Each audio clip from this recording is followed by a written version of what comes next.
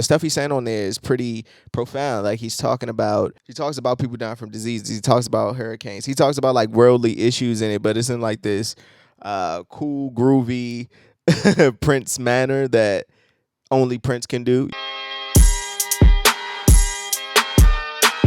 What's up, everyone? This is Tatum. I'm back with another episode of Fuck This Review, where today, it's crazy, this is my first Prince review I'm doing. I'm sorry, I should have accomplished this goal a long time ago. But today, I'm going to be reviewing a Prince album that I never heard. I never listened to this album. This album is considered, from what I could see, some of his best work. So today, without further ado, I'm going to be reviewing Prince, Sign of the Times. Brand new groove going round. First thoughts on the album. It's so many sounds in this one album, jam-packed into this one album. And I know, and that's a great thing, first and foremost. I know from the songs and albums that I have heard of Prince that, you know, he's very eclectic. It could be this sound, it could be rock and roll, it could be R&B, it could be a lot of different sounds. He's just that great, plays all instruments. So when I first heard this album, I was like, oh shit, this is crazy. And I'm thinking back, it came out in 87, right? And I know we always hate to do this, but it came out the same year as Bad, or Bad came out the same year as this. And that's just crazy for one. But this album, with songs like The Cross, If I Was Your Girlfriend, Sounds of the Times, the title track, it's a lot of magic on this record. It's a double disc, and it's great. So I can't wait to get into this review, so let's get into it. By the way, if you haven't subscribed to my channel yet, please do so. Wow, what are you waiting for? I mean, Jesus Christ, I'm pouring my heart out to you. Let's get to the show. I read the record company told him he wanted to make like a triple disc, for lack of better words, a triple disc album, and the record company was like, nah, you got to trim the fat off this, so he made it a double album. When it first came on, my first thought was, oh yeah, we're in the 80s. Oh yeah. That's the first thing that came to my mind. I was like, oh shit, yes, we're in the 80s. And, you know, not being born in the 80s, I just missed I was born in 1990. Like, I missed the whole era. So, only time I can grasp that sound of era is by listening to records from that era or watching movies. So, it comes on with like this, and I heard he was using a Lindrum machine at the time, but it comes on with like this Quest-like beat. The stuff he's saying on there is pretty profound. Like he talks about people dying from disease. He talks about hurricanes. He talks about like worldly issues in it, but it's in like this cool, groovy Prince manner that only Prince can do. You know what I mean? So, and one of my favorite lines comes from this song, but I'll let you know at the end. Wait, was this on the lead single from this album? That's kind of crazy if it was. The 80s was just great. And the beat slaps too.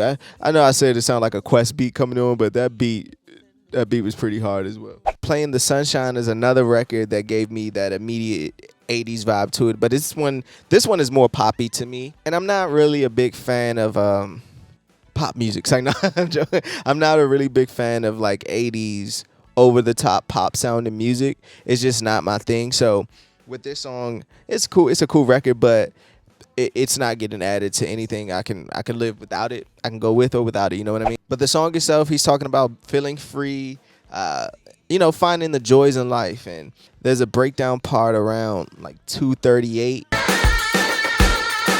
That's just crazy, and it just lets you know how genius Prince was just as a musician. And the percussion on that song is pretty ridiculous too. Housequake is the first record where his voice was pitched up, and I read somewhere that it's a whole album. I guess the songs probably were put on different albums, but it's a whole album of him as like a woman.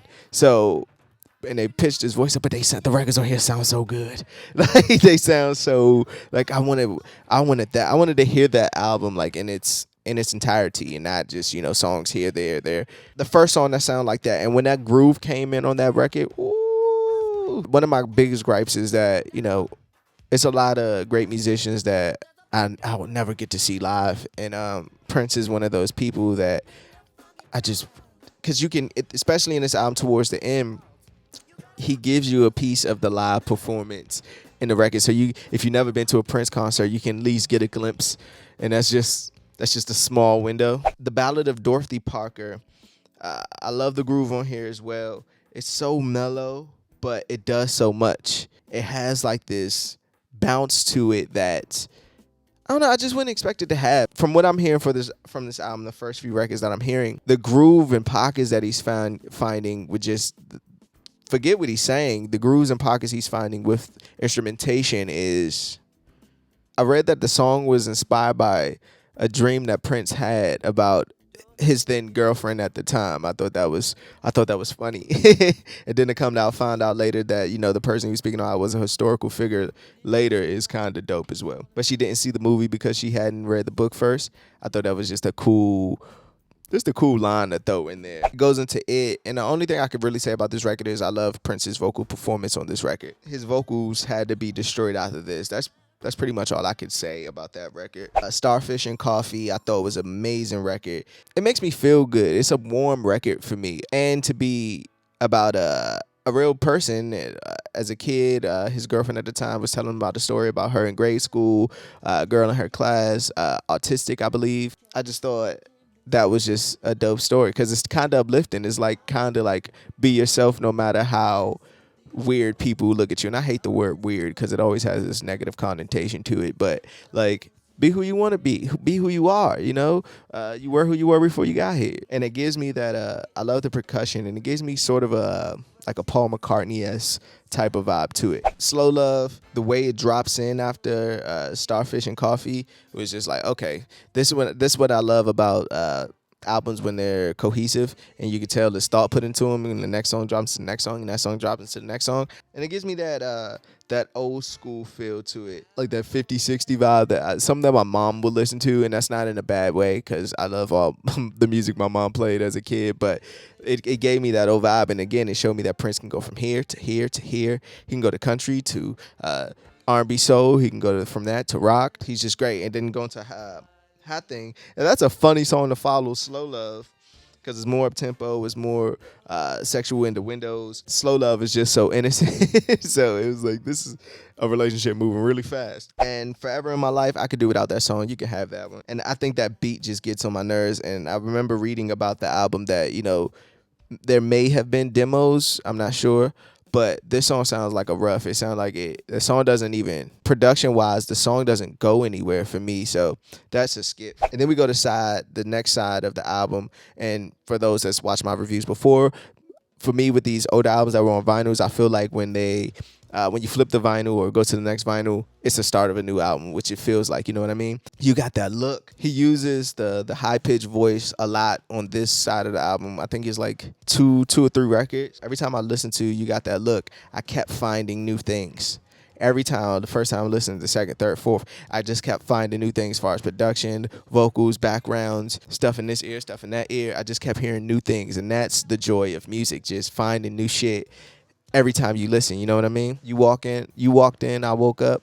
I love just the vocal effect he had on that. And like I said, the vocal effect on every song I think fit perfectly. It's something that I would love to hear the whole album. If I Was Your Girlfriend, first time I heard that, to be truthfully honest with you, was the TLC album when I was younger and just growing up with TLC album. Again, this is my first time listening to Prince on the time, so Prince fans, don't beat me up. Don't dislike the video because of that. But I love this fucking record. It's one of my favorites on here. I'll be there for you if somebody hurt you, even if that somebody was me. It's my favorite line on it. The cadence that he was catching, and it's I would love to see that song live. Strange Relationship, and I Can Never Take a Place of Your Man. Strange Relationship I like a little more, but both of those records, I was cool without those. But for me, the album picks back up. The Cross, that just shows you the range of the fucking range of Prince. Like, I wouldn't even expect that. That sounds like it sounds like a Doors record. Like, it sounds like just the content and the way that the record sounds. It just gives me like, oh shit, Prince did this is crazy. And then the next song after that he goes into is going to be A Beautiful Night, which is just a fucking jam session, and it's like a live show. So like I said in the beginning, like, he gives you that vibe. If you've never been to a Prince concert, here's your little glimpse in. That was just great. And the way the that fades, they rock out for like 6-7 minutes, and the way that fades out into Adore, which is the last record on here. Adore is just so fucking dope, man. Like it's such a beautiful record. Just so beautiful, man. Like that's the way you end a freaking album. So let me get into my best songs. Adore, The Cross, and If I Was Your Girlfriend. I have a thing with second halves of albums. My favorite records always come at the latter end of the record for some reason. I don't know why. Worst song, Play in the Sunshine. I feel like I'm gonna get murdered for saying that, but yeah. Best line, Is it silly? No. When a rocket blows up and everybody still wants to fly. Some say man ain't happy truly until man truly dies. And I was like, ooh. And that was at the beginning of the album. That was at the beginning of the album. That line just caught me. As far as review, and I'm doing this in 2021, so what does my rating matter? I'll give it, fuck's given, I'll give it a 4 out of 5. It has some missteps for me, just as far as the songs I mentioned. It was just like, eh. And the whole 80s vibe. I know doing reviews proactively, you run a risk of this, but I'm just not a big fan of 80s pop sound, unless it's like a really, really, really, really, really great pop record. Let's wrap this shit up, though. It was 7:45 on the line.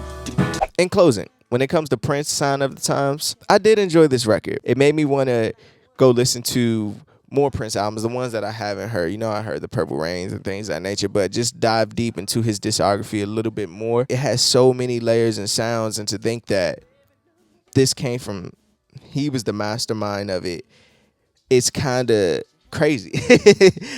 Like I said, from songs like Signs of the Times, Ballad of Dorothy Parker, Starfish and Coffee, great record. If I Was Your Girlfriend, Adore, like it's so many, and all those records are different from each other, and that's something I really, really appreciated about listening to this record. It's still, some of the records still sounded fresh. Some of the records sound like they could be released today, and that's the sign of a classic album. That's the sign of just something that stands the test of time. So I'm mad that it took me so long to listen to this record, but I'm glad that I finally came around to listen to it because it was great. What's your top 3 records off this album? Let me know in the comments. And please, Prince fans, please do not destroy me and dislike.